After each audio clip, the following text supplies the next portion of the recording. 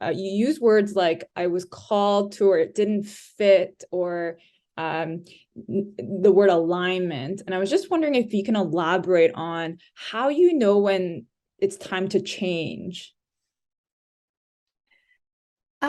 That's such a great question that I've articulated in a few different ways over the years. And I've also recently started doing just a little bit of coaching, specifically working with women of color in leadership. And so I'm increasingly also having, opportunity to help other people figure that out. And the way I articulate it most recently is that you sort of identify your bottom lines, like what is most important to me.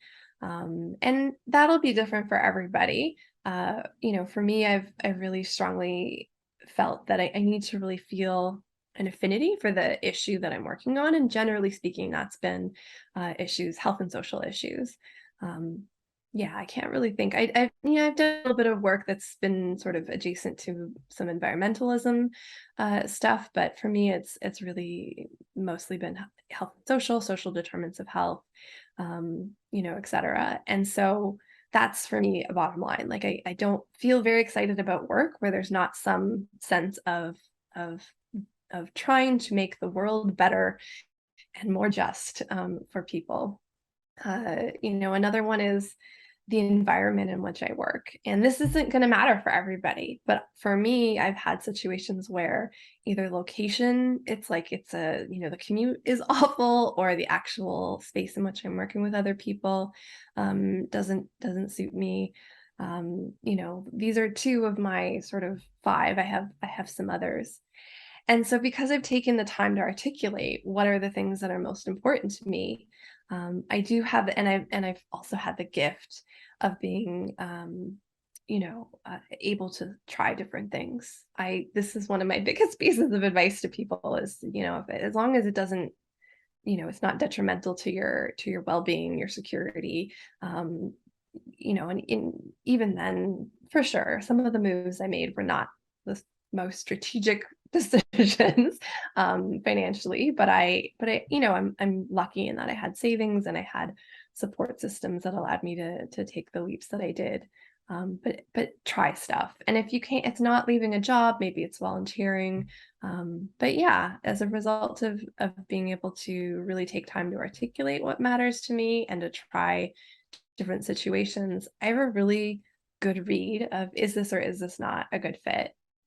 And I assess as I'm thinking about a new opportunity. And then, of course, once I'm in it. And, I'm also very clear with myself and with other folks is that you're not aiming for, if you've gone with five bottom lines, you're not actually aiming for 5 out of 5, because that's extremely rare. Like you will very rarely find someone that's like, this place that I spend my time to make income, or if you have your own business, the what I offer to the world and all of my clients and everything I do day in and day out is constantly a 5 out of 5. Like that's a very unrealistic standard. My hat is off to anybody who has figured that out. But at the same time, like you do need like a solid 3.5, maybe even a 4. And if you're into 3, if you're into 2.5, it becomes increasingly hard to feel good about what you're doing. I find the only time that that really works is where there's some sort of a hook, like, the financial stability, and you're responsible for supporting other people. And so, it's like you just got to do what you got to do. But if you are, as I have been up until recently, someone that's making decisions that are related mostly to their own financial well-being, and well-being overall, when you are stuck in something that doesn't feel like the right fit, uh, making yourself stay rarely is the good strategy.